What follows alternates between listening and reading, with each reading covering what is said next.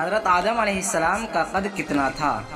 ये रहे आपके ऑप्शन 55 हाथ, 60 हाथ, 30 हाथ, 85 हाथ। अब आपका वक्त शुरू होता है।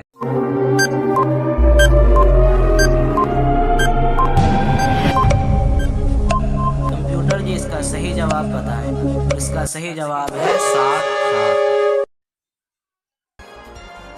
हज़रत आदम अलैहिस्सलाम की उम्र कितनी थी?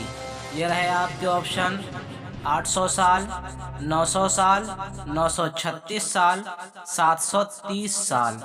अब आपका टाइम शुरू होता है।